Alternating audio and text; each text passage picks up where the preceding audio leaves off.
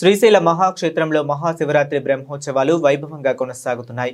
బ్రహ్మోత్సవాల సందర్భంగా తిరుమల తిరుపతి దేవస్థాన తరపున డిప్యూటీ ఈవో లోకనాథన్ దంపతులు, తిరుమల దేవస్థాన వేద పండితులు శ్రీ బ్రహ్మరాంబ సమేత మల్లికార్జున స్వామి అమ్మవారికి ఆనవాయితీగా పట్టు వస్త్రాలు సమర్పించారు.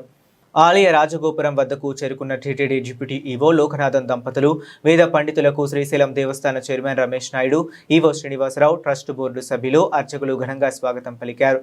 అనంతరం శ్రీ స్వామి అమ్మవార్ల పట్టు వస్త్రాలకు శ్రీశైలం దేవస్థాన ప్రధాన అర్చకులు ప్రత్యేక పూజలు నిర్వహించి హారతులు సమర్పించారు. మంగళ వాయిద్యాల నడుమ ఆలయ ప్రదక్షిణలు నిర్వహించి బ్రహ్మరాంబ మల్లికార్జున స్వామి అమ్మవారికి శాస్త్రోక్తంగా పట్టు వస్త్రాలు సమర్పించారు. తరువాత అమ్మవారి ఆశీర్వచన మండపంలో శ్రీశైల దేవస్థాన chairman Ramesh Naidu, EO Srinivasarao, trust board సభ్యులు, టీటీడీ డిప్యూటీ ఈవో లోకనాథన్ దంపతులు శేష వస్త్రాలతో సత్కరించి స్వామి అమ్మవార్ల లడ్డు ప్రసాదాలను అందించారు. అర్చకులు, వేద పండితులు వేద ఆశీర్వచనాలతో జీవించారు. మహాశివరాత్రి బ్రహ్మోత్సవాల్లో భాగంగా టీటీడీ తరపున పట్టు వస్త్రాలు సమర్పించడం ఆనందదాయకమని డిప్యూటీ ఈవో లోకనాథన్ తెలిపారు. అనంతరం ఆయన శ్రీశైల దేవస్థాన చైర్మన్ రమేష్ నాయుడు, ఈవో శ్రీనివాసరావును శేష వస్త్రాలతో సత్కరించారు.